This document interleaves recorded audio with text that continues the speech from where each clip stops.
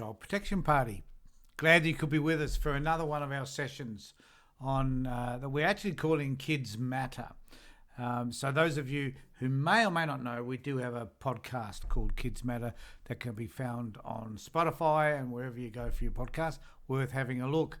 But these particular series of videos are about issues in relation to kids and the department and how we can best manage some of these issues and to present some ideas, I guess, about ways by which, if we're dealing with the system, how we can work our way through those issues that are confronting us.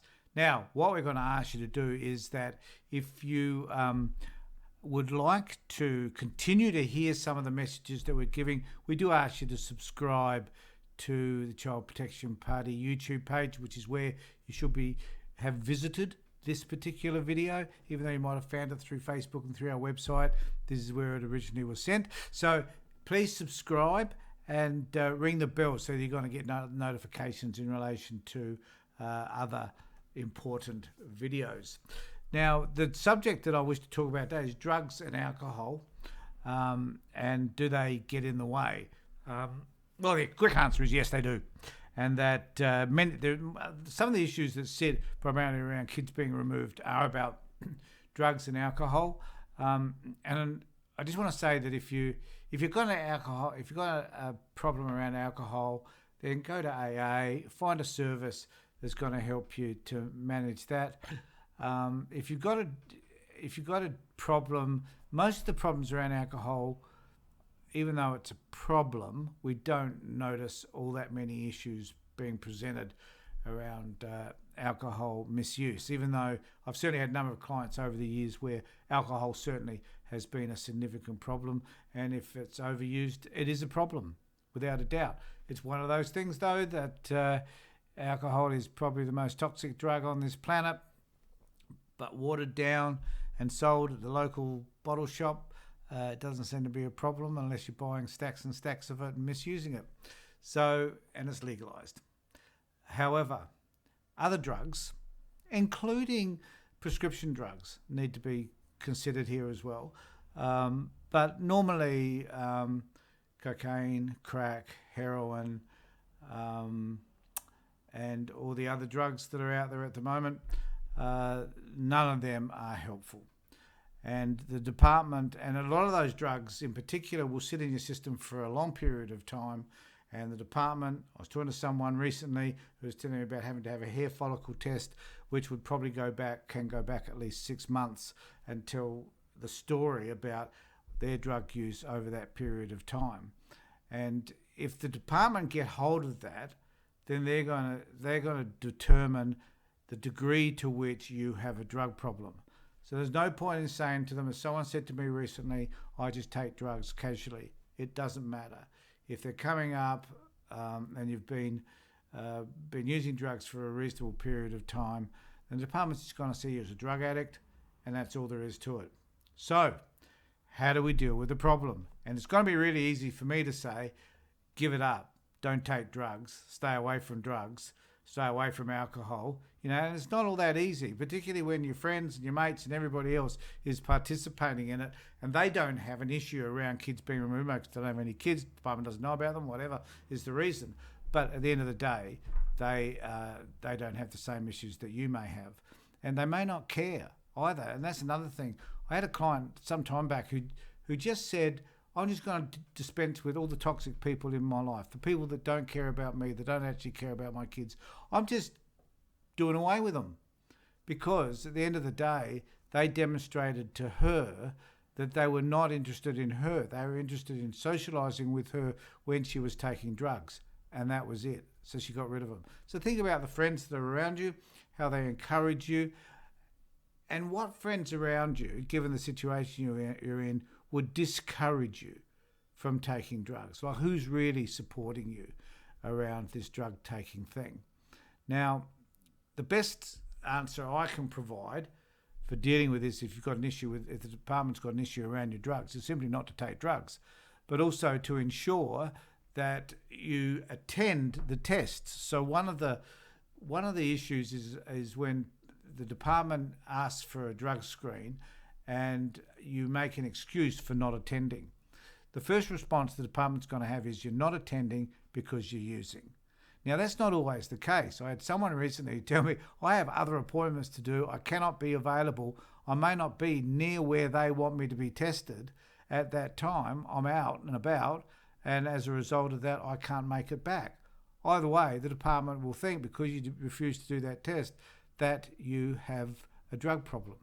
They can't make you do the test, but they can certainly tell you that if you don't do it, it's not going to look good for you. And it doesn't normally. Because the reason why people don't get tested is because they're taking drugs. So, even though sometimes they have a logical and reasonable excuse. Now, if you're on a 3-month order, the chances of you actually, even if you choose from the day your children are removed not to take drugs, the reality is that that even though you've chosen not to take drugs, 3 months isn't going to be a valid period of time. So, the chances are they will extend an order to 6 months or 12 months in order to see. But in that period of time, that 3 months, you need to ensure that you're not taking drugs. Because hopefully here in South Australia, they could refer you to the reunification court, which would be presenting on a monthly basis to the court your drug tests, and hopefully they will be negative. If any of them turn up positive, though, that sets you back, right? So one of the issues I think that's really important to me when I'm working with clients around this is, how important are the kids to you? Are drugs more important to you, or are the kids more important to you? Because if the drugs are more important to you, then you probably shouldn't have your kids back. Now, I appreciate the addiction.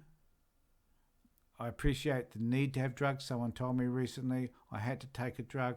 I couldn't cope. I felt overwhelmed. I felt hopeless. I felt helpless about what was happening in relation to my kids.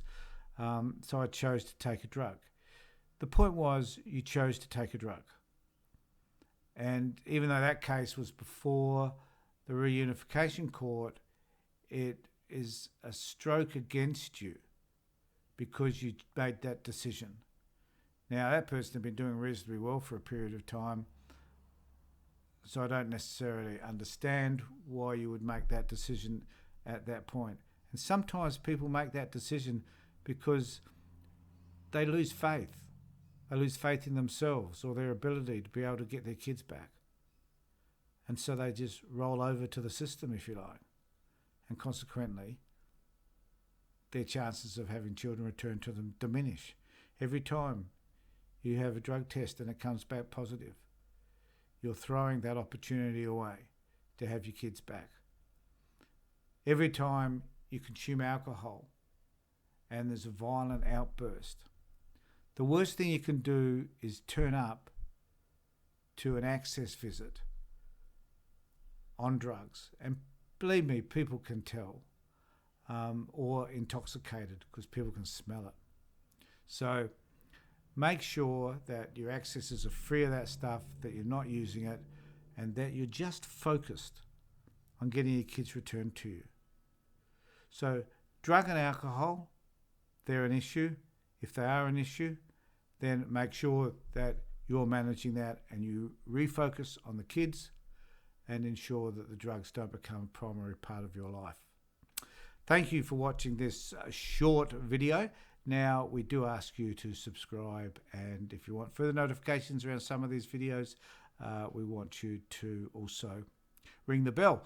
But also, we'd like you to be able to share what we have to say. We'd like more people to become aware of some of the things we're talking about at the Child Protection Party and how important these things are in terms of changing a system and helping you get your kids back. You know, I'll just finish with this. The important thing about what we're doing is to educate people, to help them to understand what this system is that they encounter, and to ensure that at the end of the day, all kids, no matter who they are, have the best possible outcomes. That's our focus. It's not always around child protection, it's around other issues as well. So join with us, become a member particularly of the Child Protection Party, and help us to achieve our goals. Thanks everybody for being with us. Take care, look after yourself, and be safe.